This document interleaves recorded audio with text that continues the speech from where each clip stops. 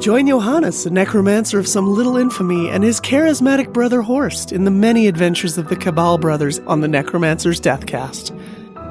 From circuses to dreamlands in turn-of-the-century Never England, author Jonathan L. Howard brings his dry wit and exceptionally clever writing to this series of the most intense and tumultuous proportions. Rise up, all ye undead, and rejoice in the wonder that is the Necromancer's Deathcast.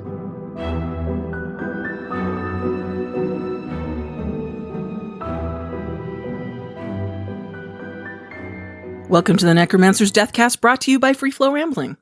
This is episode 3.6, Sidetracked, where we are discussing the book Johannes Cabal of the Necromancer. My name is Tanzin, and I'm joined by Amber. Hi there. And Jess. Hello. Chapter 6. The carnival makes a wrong turn into abandoned territory. Cabal tries to find out where they are and ends up finding a lost soul. Chapter 6, in which Cabal makes an unplanned stop and talks about the war. Absolutely. Right off the bat, I just have to point out, love the first sentence. So the carnival moved on, and it left a thin line of misery and discord behind it at town after town. That, to me, once again, demonstration of how awesome a writer JLH is. Like, just the fact, like, the repetition in that line alone was just, it's just lovely. It's like a piece of chocolate in the mouth, you know? Like, it's just, from a writing standpoint.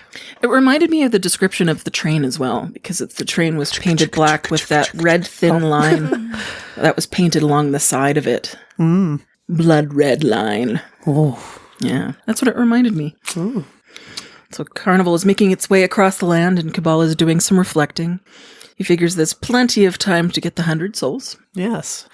And he reflects, he says, then he would have his soul back. I thought this was a really nice tie-in back to the central motive. Amidst the lengthy descriptions and scenic side stories, all the tangents we've been on, right? Like, we've met so many different characters, gone through so many different sort of side stories. Yeah. And here he brings it back to the main line, which I think, you know, like you were saying about that sort of the railroad, if you want to use that metaphor, it's like, okay, now we've been off that tangent, now we're coming back to the main line. So we once again are reminded of sort of the motives behind things. It's like, yes, he's here to get his soul back. As fun as that meandering was, as distracting as the carnival can be, this is the reason we're here. So we can spit in Satan's eye. Yeah, get back his pride. Absolutely. And it says too, like, we've jumped forward a couple of towns now since the last chapter, and yeah, like, so far, as said, they're all just as shitty as the next, so No need to tarry. No. yeah, just move along. Same show, different pony. Same town, different, yeah. Yeah, Different pile. different Yes. pile. Yeah.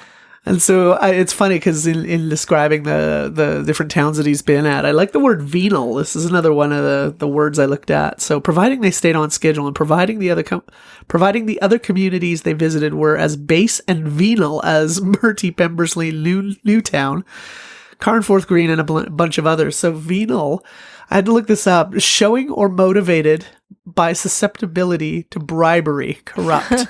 So he's basically like one corrupt town after another. You know, here we go. Thanks, humanity. Yes. Yep. Then the train shudders to a halt in the middle of nowhere. Sound effects. You. This is my audition for Critical Role. Right. Bones comes and lets Cabal know that they're on the wrong line. Likely the work of some kids, or Satan's avatars, messing with the plates. So, real quick, the Rare Americans is a band, and they've got this song called Brittle Bones Nicky, and they've got Brittle Bones Nicky 2, which is a lot more like carnival themed, and it's about this kid like going through heaven and hell and death and like blah blah blah. But in the second one, they've got like this guy, Mr. Bones, in it, and it's just who I imagine now. It's just this like skeleton in a top hat jumping around. Which, technically, the Mr. Bones in this book has a thin layer of skin over all that too. But yeah, it's just like, just jumping around like, hey, hey, hey. Totally. And it's interesting, like this again, for me, shows a really good sort of writing, like the ability to write different characters and have that different sort of the aspects to it. Like when they're talking, like of course Bones comes up and says, "Bad news, boss, we're on the wrong line." "Really?" said Cabal, looking at the healthy growth of weeds. "You do surprise me." "It's true," replied Bones. "Ba ba ba ba ba ba ba. It's a definite done deal." And so it's interesting. I think you hear this more in the audiobook, and like to a certain degree, the narrator sort of assists on that front. But there's a vast speech difference. Like there's a vast difference in speech patterns where like, to me, the way that it's written, like, "Really, you do surprise me." You know, like that's very sort of, that to me is British upper class gentleman, you know, "Oh, really, you do surprise me," you know, sort of.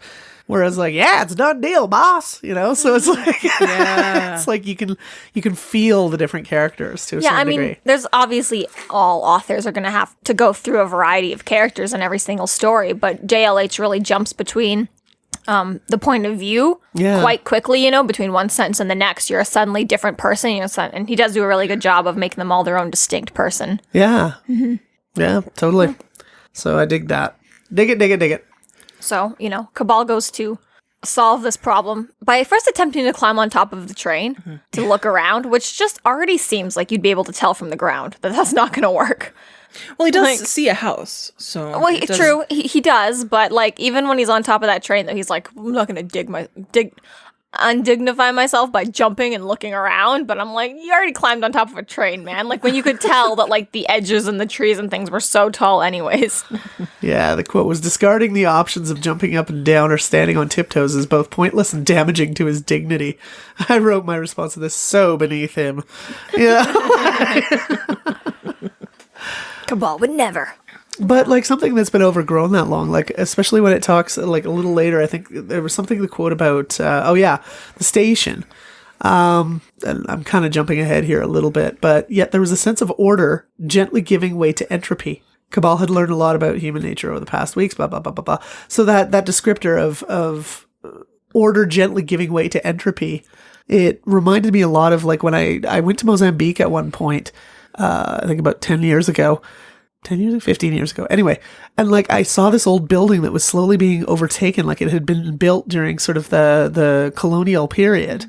And so eventually left to rot, and sort of that overgrowth of bush, right? And just the nature taking over what was once a structure in there. So that was sort of the visual image I had. So given that, like with the amount of destitution, I don't know if you really could see a lot from the bottom, like from the ground, right? So not that we're going to stand on tippy toes, because, you know, that's way beneath us. Crazy.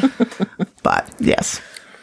So Cabal starts working his way towards that house, as we find out is a station, and starts getting this like horrible sense of dread on the journey there, just filled with like fear and apprehension and whatnot, and like feels so lonely and isolated in ways he's never, or at least infrequently, has felt.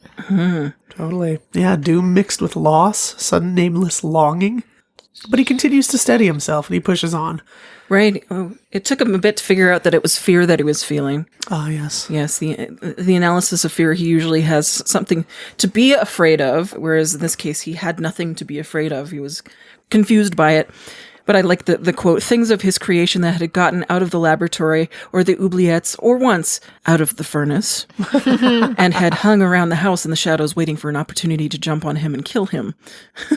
These things he's afraid of, and for reasons that are obvious. Good reasons. And he said, too, like, he didn't believe that it was kids messing with the train line. He believed that it was an enforcer of Satan come to ruin their plot, you know? Well, you know. So, like, there's already, like, often. well, right? So there's already maybe a little bit of apprehension in that way. Like, maybe one of Satan's men is, like, just waiting to, you know, put a fork in the road or the back of your head or neck or whatever, like, but even then he like determines like it's not from himself, right? It's like the presence of this place is making him, he's like, oh well, never mind then, this has nothing to do with me, it's fine. Yeah, it's like I'd be more afraid then. Yeah, no, and I thought this was interesting too in terms of like his emotional intelligence, right? Like he's able to compartmentalize, discern between, okay, what is my feeling versus an external feeling or an external influence. Like does this belong to me? Yeah, it takes him a moment, but he does end up being like, no, I'm good, actually. Yeah. Which is a little bit like just,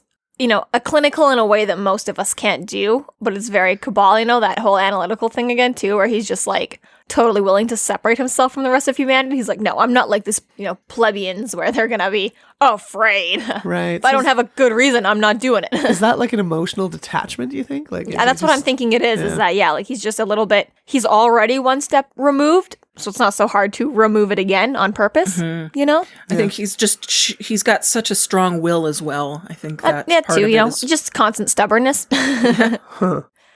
So he does tell himself to snap out of it on a sure determination and continues walking towards the building. And he still experiences, as you said, more feelings of agony, of loss and emotions. But he still continues to tell himself to keep walking and to control himself. Pull yourself together, man. Yeah, and when he gets to the station, this is where I was talking about the sense of order gently giving way to entropy. I like the part. Cabal had learned a lot about human nature over the past few weeks and knew full well that where there are boys and unattended glass, there was also likely to be some property damage in the near future. So I like how, when we start talking about the petty vandalism perpetuated by the boys, one such had particularly infuriated him and was now a permanent fixture in the house of medical monstrosities. I put #revenge. Gonna get you. He is ruthless. Right? Like, watch it. You'll become one of my exhibits. If you don't. Legit. If you stop. I wish I had that ability, like some jerk tossing rocks at my windows or, boys up to, I should say vagabonds up to no good. Vagabonds. I like that. I'd love to get some revenge on a customer, just cause. Yeah. They deserve it. You need If you've ever been a customer in your life, fuck you. Jess needs her own house of medical monstrosities to put people in. I do. So Johannes finds there's a mystery to be solved with the abandoned train station, which he cannot help but investigate further. He says a little later on, like, that's what separates him from other scientists. Like, they just don't actually care and have a curiosity like he does. I'm like, damn, dude, like, their whole point is to, like, research. And he's like, no, they stop themselves short. I'm the one who actually cares about the mystery. It was very funny. Oh, he's just like, even other scientists with whom he is attempting to be. Like, he's not a magician, he's not magical, he is a scientist, but even then he's like, well, not like scientists, because they're boring and they stop way before their potential, like. That's funny. Yeah, but he's like, but me, I actually care, and I'm going to figure this out. Like, all right, okay. Absolutely. I like how Cabal assesses the feeling and it becomes simply a sensation to Tanzan. I was thinking about you the other day when I reread this. And like in terms of, this is how Tanzan got me to be able to eat hot, spicy things, is reframing it as, it's not pain, it's just a different kind of sensation, which I thought was very insightful and has actually helped me eat peppers. So, Well, there you go. There you go. So Mind over matter. Well, yeah, I guess so. But yeah, again, Cabal can just kind of compartmentalize that. Yep. Right. Psychology. It's psychology. She fooled you, Amber. Don't be a slave to your emotions. She also feeds me chocolate when she needs something. Wait a minute. Chocolate-covered peppers. Start slow and build up. So he enters the waiting room, picks up a newspaper projecting that the war would be over by Christmas. A very old newspaper. Yes. And I thought this was great insight following on the perspective of war. So he puts, as a man who dealt with life out of death, he was perhaps more appalled by war than most. And he says he'd been chased out of towns by morally superior, solid citizens who would cheerfully send their children to die in conflicts that could or should be handled diplomatically. So I thought like that whole part about sort of essentially, I think it's JLH's view on war ultimately, but like it's a good perspective. Yeah. I like though that quip that quickly follows after, and he's like, Cabal doesn't normally kill unless he has to. Denzel and Dennis though, that was just saving the gene pool. Doing a favor to the gene pool. I'm like, all right. It had admittedly been a question of eugenics as well as self-defense. It was the gene pool or them. Yeah. Well, and that's the thing. Good. It's like he takes us into a really dark sort of space. Even in the last chapter with Ted and Rachel, it's like takes us into dark places, examining some pretty serious issues like spousal abuse, war, you know, like, but at the same time, here's a little like quip to keep everything and then fine. real quick, You know? Everything's fine. Not too fast. Keep calm, carry on. Yeah. So yeah, it's definitely lightens the mood. It does, yeah. Just in time for Cabal to settle himself in this very much abandoned station. That stinks psychically to high heaven. I love that line. I did too. It was really like, ooh. Ooh, what does that smell like? Wait, that doesn't smell. It's psychic. Absolutely. And he introduces himself to the nothingness as the necromancer, and he's here to help. I thought of one of our conversations about the, the Exuent King? When you were saying, well, why didn't he just declare his intentions from the beginning? You know? He's learning. So that's CJ. Yeah. See, he did it this learning, time. yeah. I'm here to help. Just learning. Don't kill me. Please Yeah. don't misread my intentions.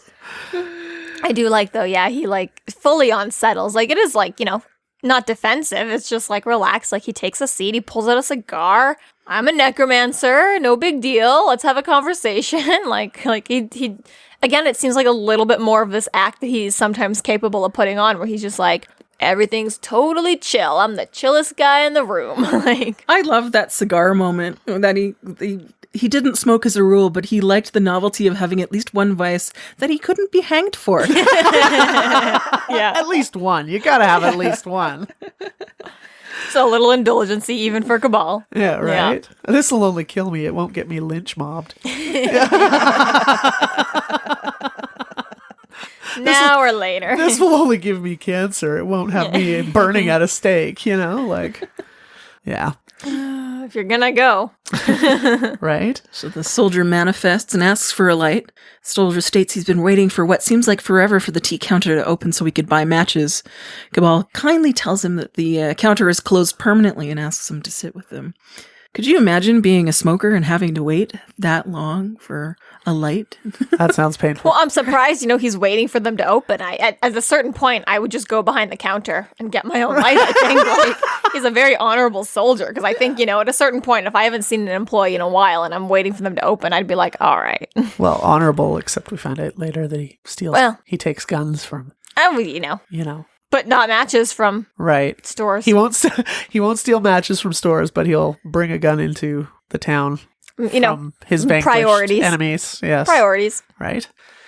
So it's interesting. He also notices the way that the light appears on the buttons. Cabal notes that the uniform buttons don't catch the light. And it was as if Cabal were looking at him through a light mist. So this is sort of our first inkling, like, if you didn't figure it out by now, that this is obviously a ghost. And I thought just the way that he presented that visual, like, was very creative, right? So as we see the soldier continue on, or his Cabal's interactions with the shoulder, I never have been able to say the word soldier. Shoulder is what I used to always say. Anyway. The soldier chooses to sit in the chair that was drawn. So this, I thought, was interesting. It's like a tiny little detail, but I think it's a detail I didn't catch in my first reading of when I first read this, which was, he can't move inanimate objects. Of course, he's not going to pick the chair that's Still there, yeah. You know? So here we get into the ghost trope. Well, and I was surprised just how gentle Cabal is when he starts questioning him. He's very, just kind to this soldier. At least for a while. I was going to say, I was like, for me, it didn't seem, I mean, not necessarily unkind, but Cabal never once gave him a chance to believe or ever. Like, Cabal was instantly like, no, they're closed and they're closed permanently. Like, and then he's like, oh, do you think the war will be closed by Christmas? And Cabal goes, it wasn't. Right? Like, I feel like it wasn't necessarily so mean off the bat, but he was never mincing his words at all. Like, very matter of fact. Totally. Like, he was very much like, whether or not the ghost picks up on it, Cabal was very honest, brutally honest, really. Like, I didn't see it like that. Okay. Well, and it wasn't like, I thought that was a really, will the war be over? It wasn't. You know, it's like the soldier doesn't even clue into the tense change. So, yeah. And even like there was another part too when the soldier was like, what do you mean it's closed permanently? Like, loads of people use it. And Cabal's like, are you sure? I don't see anyone. It's like, I don't know. Like, I didn't see it as maliciously mean, but still like brutally honest, you know? Okay. Willing to listen, though. I see what you're saying. Like, he does want to engage with the, he ultimately does want to help. Yeah. Like, Yeah, he's not like a Ghostbuster here to exterminate, you know? Like, he was... In terms of how he handles many other people, this was very gentle and kind of him. Yeah. Because he could have just right off the bat been like... But would he have gotten it, though? Like, we see... As we go through, like, the commanding officer was telling him something in his dreams, right? And so this... trying to tell him something. And you see Cabal essentially doing the exact same thing with saying, like, no, it wasn't. The war was not over. Past tense, buddy. And, like, yes, he's there to help, but he's also very clear in, like, you obviously... Time to move on. Let's go. You haven't figured this out so far. Others have tried to tell you this, and you're not cluing in. So I'm going to be very matter of fact, to the point, but at the same time... Try to be gentle to gain your trust. Try to be gentle to sort of understand the situation. He's not right? here for a fight. Totally. But yeah. And so, in Cabal he's very pressing the issue. He's like, oh, you've been dreaming? Like, tell me about your dreams. Like, what's the issue? And even when the soldier is hesitant, Cabal's like, no, like, let's work through this together. Like, what is plaguing you? What are you dreaming about? What's this? And kind of forcing the soldier to, like, open up a little bit and be like, well, yeah. I'm looking for these people. I was having this conversation with my general commanding officer. Yeah, like... Just a little bit like push, like, let's go, buddy. Like, it's been long enough. Time to face your fears now. Kind of reminds me of a good psychology session. Maybe that's it. It's like Cabal's trying to be the therapist here. Yeah. And And the soldier talks of dear Katie, his lass. And interesting, this is where Cabal talks, like, he introduces Sherlock Holmes and the scientific method of resolving the chaos that crime generates. So once again, JLH showing off his vast literary knowledge, pulling in a little bit of Conan Doyle here. Yeah. Well, I was a little bit surprised that he actually just outright mentions Sherlock Holmes instead of making some sort of really detective and a doctor. Yeah. Yeah. But I like, too, that it was Sherlock of all things, because you've got Sherlock, the detective, and Watson, who was a returned army soldier, right, who... ended up coming up with, teaming up with Sherlock in their adventures. There was like a little bit of a parallel going on between this with Cabal and the soldier, Sherlock and Watson. I was just slightly like, oh, Watson was injured from the war and couldn't return. This guy's very injured and can't return. Or returned and is now very injured. All of the above. But yeah, so it was very just I think another reason for the, not metaphor, but association. Condescension? Wait, that's the word. Last episode. Refer back. Copy and paste it in the last one. Yes, and apart from the Holmes stories, Arthur Conan Doyle also wrote tales of horror, the bizarre, says Cabal. Some ghost stories, too. And so... which the soldier does not like instantly. Right? Go figure. Oh, truth hurts. Totally. Hurts. And so I like where Cabal starts, where he outlines the different types of ghosts. So I was thinking this is where, Jess, you need to create like a different types of vampire abilities and superpowers. According to Jess, IMO. But yeah. Type 1. So in terms of the types of ghosts, we've got recordings of dramatic, usually traumatic events. Number 2 is a particularly powerful personality who can distort things around a place of death or where it spent most of life. And third one, the lost soul who does not know that he's dead yet. I liked that when he was describing the second type of ghost, that he does actually come and mention the Exuent Demon King reference. I wondered about that. Yeah. Because that's where he had injured himself. Yeah, I wrote Cabal rubbed ruminatively at his shoulder blade and remembered a provincial theater that gossip held to be haunted. He'd been lucky to get away with only a fractured scapula. So yeah, I even wrote like Exuent reference. Yep. So, yay. And I like, too, that he also calls that category, you cannot reason with them. They will just do. Yeah. I'm like, oh, yeah? Personal experience? Yeah. Oh, yeah? Right? I think we've had this we before. covered that. We covered this. Yeah. Episode 2? Episode 2 and 3. Hey! So, yes, and Cabal says he'd only ever met one of the third kind, which was the lost soul, once. and then looks pointedly at the soldier, still confused. I like this. The sheer obtuseness of the dead never fails to stagger me. I laughed at that. Yeah. I swear he loses his patience with him. Dumbass dead people. Yeah. Okay, you're still not getting this. Can't they figure this shit out? Right. Who, buddy? Right. Yeah, so he's no longer gentle with the ghost at this point. He begins to describe the soldier how he thinks he died by basically killing himself. Yes. Yeah, Cabal doesn't know what caused him to do it, but the soldier is a little bit prompted into telling his story of that dream with the commanding officer where he says, like, oh, I just thought it was a bad dream, you know, he was being so gentle and nice, and he's never gentle or nice, you know, so it can't be real. And Cabal's like, okay, but what did he say? And you kind of find out that, yeah, he was told that his Katie and family somehow all were gone. Yeah. All at one time. All at one time, which is Odd. Totally, yeah. Like, how does... Yeah. Tanzan and I have a little in-joke. It's odd. I don't like it. We had a friend at one point who was British, and I said that was like the ultimate British saying ever was, it's odd. I don't like it. She would say that often. About everything we have here in the... So it became a little in-joke if something's a little bit off. It's odd. I don't like it. Sounds like Cabal. That's my sad excuse of a British accent, if anybody's checking on that. Appreciate it. You're welcome. So, Cabal searches for a form to sign because the soldier explains that... Sorry, did I jump ahead? No. The soldier explains the commanding officer's assertions that his family and Katie were dead. And Cabal notes that they're all dead. It's odd. And he repeats that he can free the soldier. At the same time, checks his pockets to see if there is a form to sign. And I was so disappointed in Cabal with this after he's gone through this whole chapter of just being like, even Tanzan said, even if I'm saying he's brutally honest, he was as soft as we've seen him, you know? And for me, who's completely forgotten this entire book, I was like, Cabal, you stupid motherfucker, I hate you. And I'd had the thought beforehand because Cabal had just been like, bitching at Horse, like, you're bad at being evil, right? So I was like, okay, fine, Cabal, lean into it, I guess.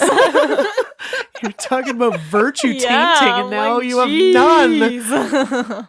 Like, I guess you're upholding it, but I don't like it. But, you know. Well, but if I don't release him, this was the quote, if I don't release him, staying here is a sort of damnation anyway. Cabal reasons. What difference does it make if he serves it out in hell or a rural station? I laughed at that. I've been to a few rural train stations, so I can admit that. Yeah. Right. Or like those Milk Run airport stops, like in the middle of nowhere. Like the worst is the Greyhound. And it was still a thing. Oh, the defunct Greyhound, yes. The Milk Run They'll there, get you, every little yeah. tiny town. Whoa. But here's where I think Cabal is redeemed. He sees hope remaining in the soldier when the soldier talks about being able to potentially reconnect with his beloved lass, Katie. Mm-hmm. So, you know, it's like that hope in the eyes. Mm-hmm. Do we really want to damn the soldier? Do we? Yeah. So he makes uses powerful Pathelia? Cthulhu? Patithian. I Googled it and it's not real. Okay. So you can say it however you want. Patithian. Powerful Patithian Sigils. Now I can't say sigils. Go figure. That's funny. Cabal uses powerful Patithian sigils. I think you should say that at least 5 times. Powerful I can't even now. Yeah. Cabal uses a powerful Patithian sigils. Boom. And creates a portal out of the door for the soldier and tells him to walk through. Cabal convinces him to attempt to step out into the light. Mm-hmm. Yes. Says that he has a good chance of meeting Katie if he does. Okay, can we just laugh about the Patithians for a second and how they self-destructed as a people? Yeah. So the quote is, in an hallucinogenic haze, they had first assured themselves that they were great sorcerers and then demonstrated their extraordinary abilities by levitating en masse from a high place. Perhaps they should have chosen a low place to start with. It's yeah. That's a great moment, that one. I like the Patithians. Fuck. We should have like a glossary of all the words we can't pronounce on this podcast. Yeah, we could have a full podcast just based on that. Patithians. Patithians. Condescending. So, yes. So the train gets on the right track at the junction. Cabal stops to bribe the signalman, who describes what actually happened at what Wellstone halt. Yes. During the troop and equipment movement, a munitions car caught on fire and blew up right in front of the town, killing all of them instantly. Yeah. So why the commanding officer was so gentle with him, because his whole family has Literally gone boom. Yeah. Yeah. That war sort of emphasizes more the tragedy of war, because it was a munitions train that did the deed. Totally. And so after finding out what the backstory of Wollstone Halt was all about and why the soldier was getting this bad news, Cabal returns to Horst in the office. I liked Horst's response to him. This is, again, more brotherly love. What acts of petty despicability have you wrought this day? And Cabal says, you might be surprised. Yeah, I think this is the first time that we see real growth for Cabal, for Johannes. Yeah. I think that's beyond. Previous to this, he's been like, how do I get victims? How do I get victims? How do I get victims? And this is the first time he's thought, how do I save this person? So it's been self-serving for the most part, Yeah. but now it's sort of a shift into we had a lost soul and we needed to help. Yes. Yeah, totally. And so the next bit that we see is the memo from Dr. Ost, director of Bridgester Asylum. Security breach notice. Lost almost 36 individuals into the community somewhat earlier than planned. I actually laughed out loud to that. The whole letter is just hilarious. It's very funny. It's a good spin on what actually probably happened as well. Like, you can tell that the director's being a little bit, damage control, essentially, Yes. from the escape of the inmates. And essentially this is where we learn that Rufus Maleficaris is on the loose. Yes. Bum, bum, bum. I like the quote there. Rufus Maleficaris has sorely disappointed me personally. I thought he was making quite a good recovery from what the previous director was unhelpful referred to as a soul-searing, sanity-dissolving, profoundly malevolent appetite for power and revenge. As it happens, I think the finger-painting lessons were going very well. At least up until Rufus used the paint to create a summoning circle and then rode out of here on the back of an obliging hound of Tindalos. It's all going well until shit hit the fan, essentially. That's what that means, yes. Quite disappointing. Quite. Right. All right. This concludes our episode 3.6, Sidetracked. Thank you for listening. You can find us online at freeflowrambling.com and necromancers.ca. There we have links to our other podcasts, social media, and other fun tidbits. Please subscribe if you like what you're hearing, and please consider supporting us through Patreon to keep the undead alive and to see more content. We are Free Flow Rambling, and remember, reanimation is trending.